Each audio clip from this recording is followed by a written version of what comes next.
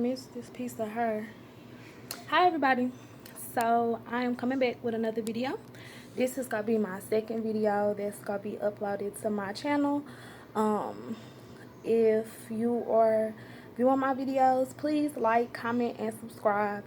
I am gonna get more content uploaded. Right now I'm working with my phone. I'm gonna look at some different cameras and see which one will better fit me for my budget. But as of right now, I'm gonna record on my phone and try to get content out to you guys. So today I'm gonna be talking about how to cope with losing a parent. And if you see the PJ Masks stuff in the bunk bed up there, that's because I'm in my kids' room. This is the quietest room in the house because they are never in here. They're actually in the living room eating a snack, and it sound like they fighting. What y'all doing? Anyway, so yeah, I'm just sitting in a room to record this video. So basically, just to get into it, give y'all a backstory, I have lost both of my parents. I lost my father the end of 2015, and I lost my mother early 2017. So if you can, well, my son just turned 2, so as you know, I was pregnant with my son when I lost my mother, which was very hard. And like I said, to give you guys a backstory, I was not really close with my father. He was absent when I was growing up.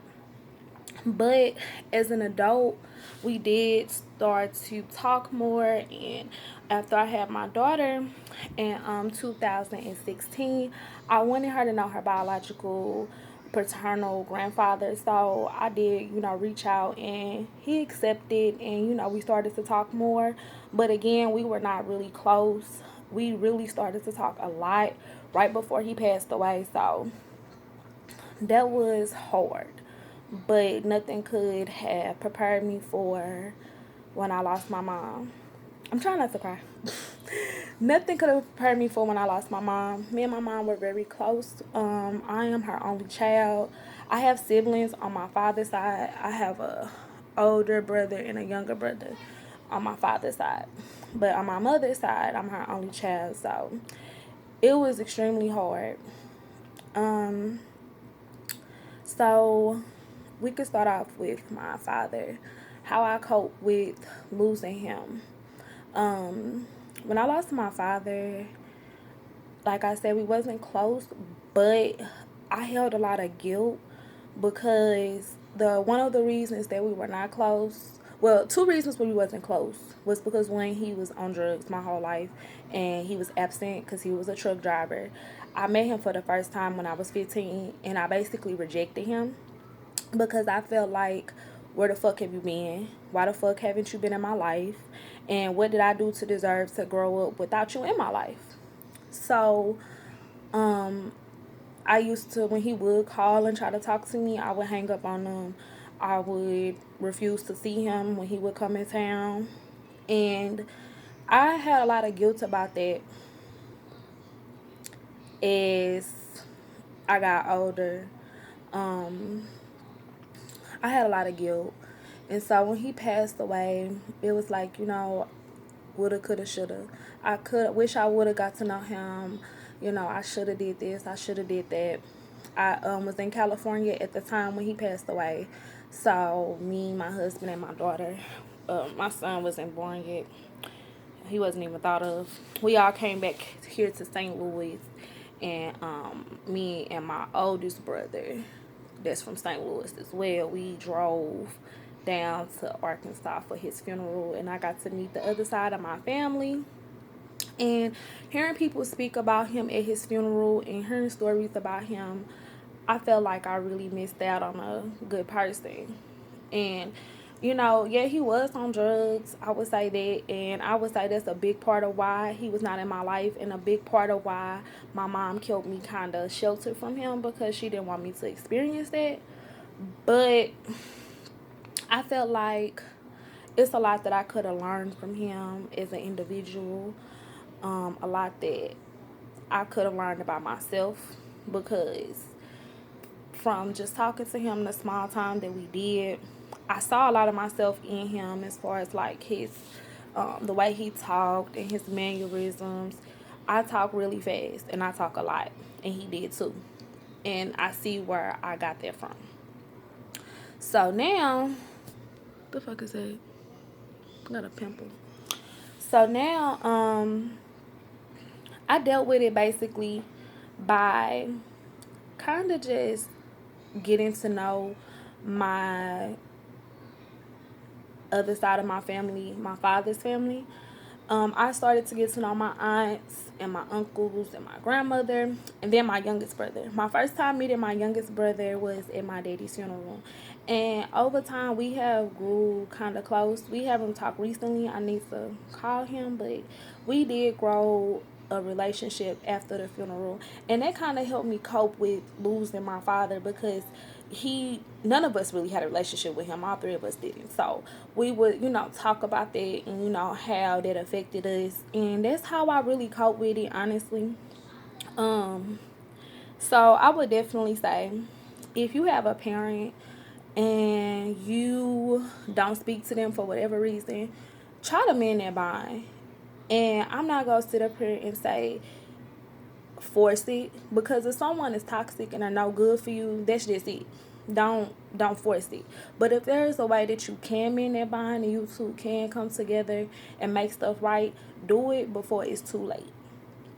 So that's how I dealt with it. Now my mom, that was hard. um I'll probably have to do a whole nother separate story time on this video of like how she got sick and everything, but I'm just gonna give y'all a quick like summary.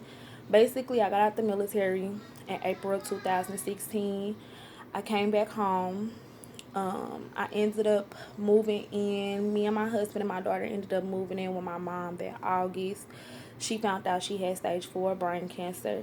Before this, she had already beat breast cancer and ovarian cancer. So this was like, again, like, damn, again.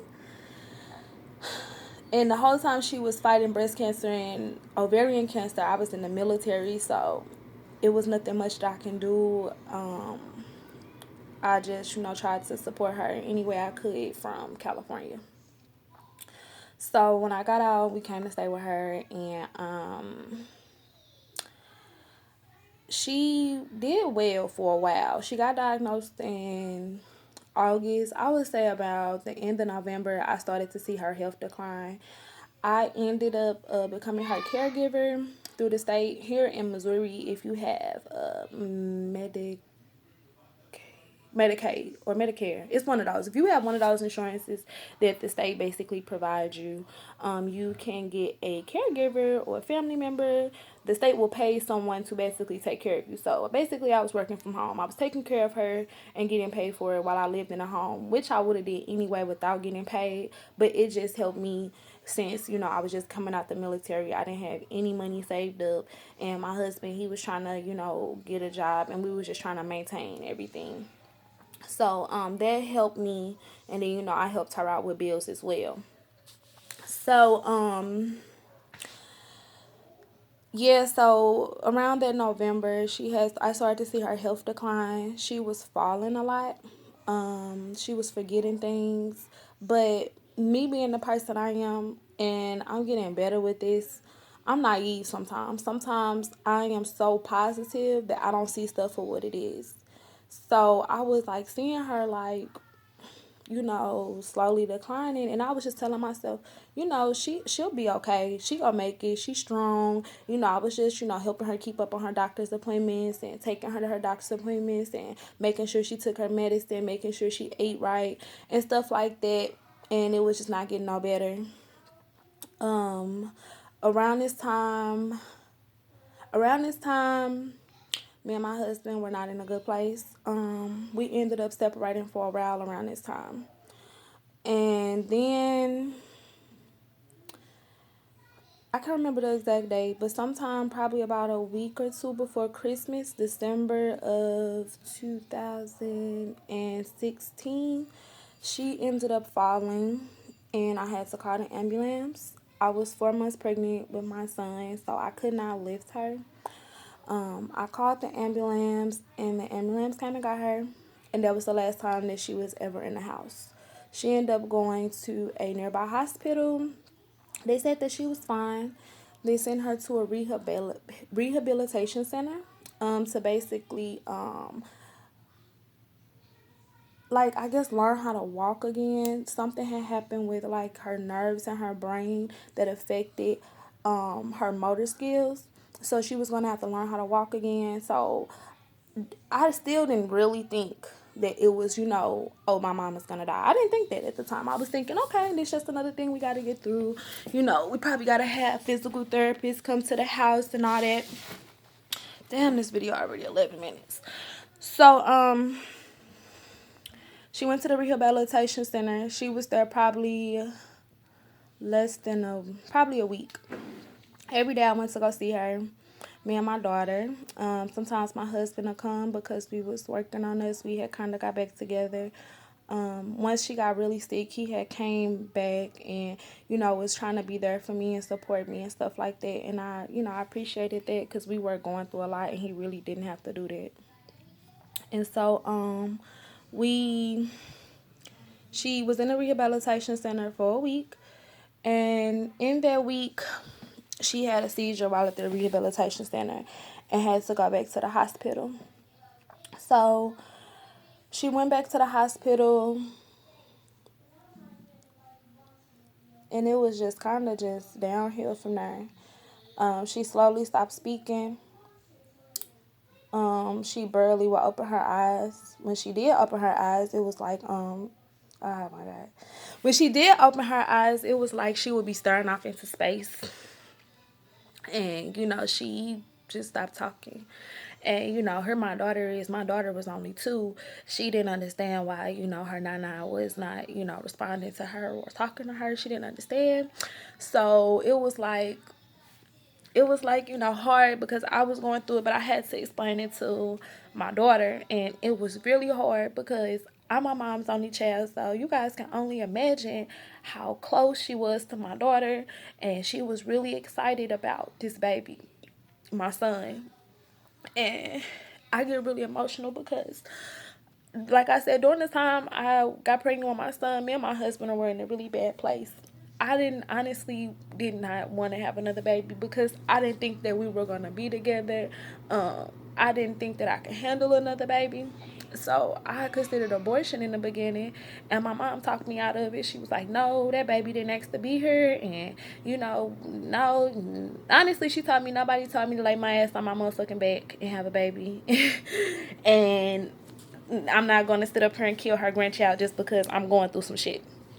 So I end up keeping my son. My mom passed away January 8th, 2017. I was at work and I got off work at 4:30. She passed away at 4:13. So I had went and saw her that morning. I had to be at work at 8. So I woke up real early that morning that she passed away. Some just told me to go see her. I woke up really early. I got my daughter ready. We went down to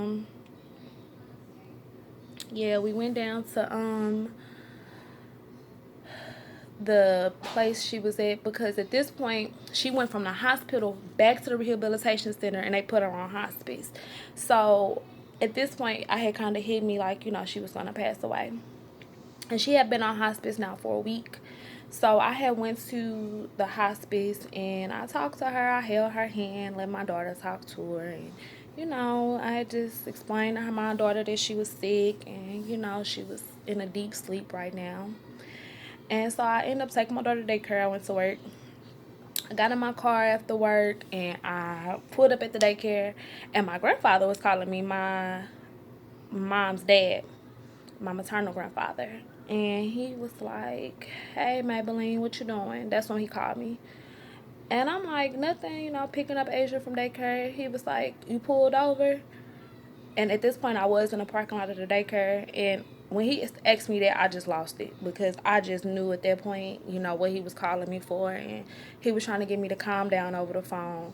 I forgot where my husband was at the time. I think he was probably a couple blocks away from my daughter's daycare. He pulled up and he had to, like, you know, calm me down, and it was just a mess. I was hurt.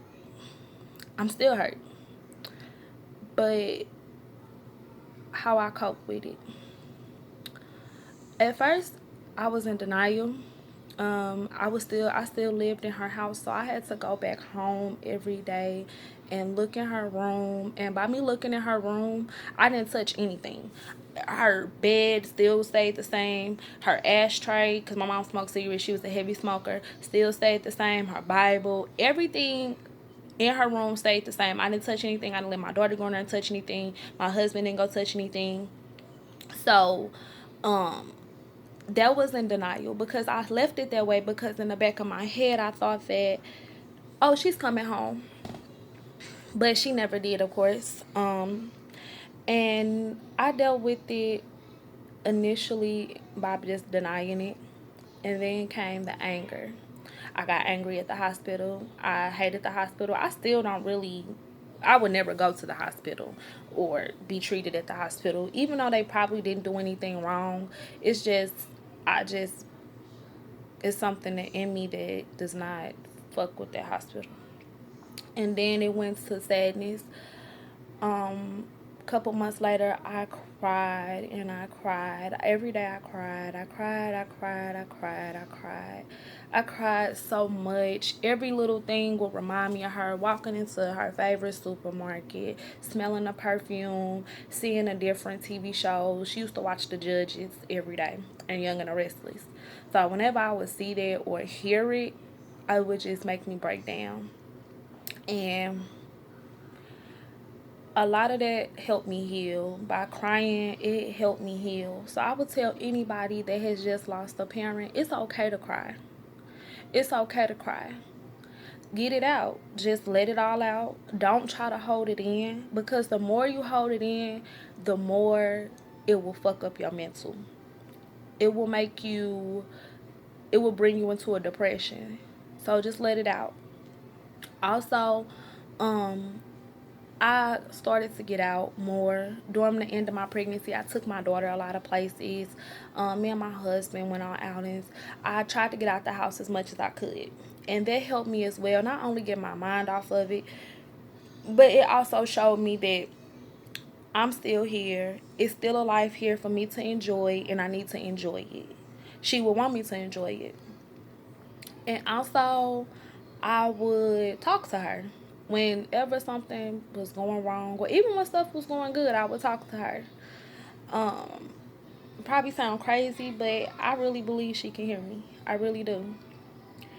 And also, I keep her memory alive as much as I can. I talk about her a lot. Sometimes something will happen, and I'll be like, "That remind me of the time this happened, and my mama said this." Um, my mom loves to cook. That's where I get it from. I love to cook. I cook, or I think I cook very well. Everybody that eats my food thinks I cook very well, and I cook a lot of her recipes that she would cook. Um, One thing I haven't really mastered yet is the her death day. Every year it comes around, I just cannot.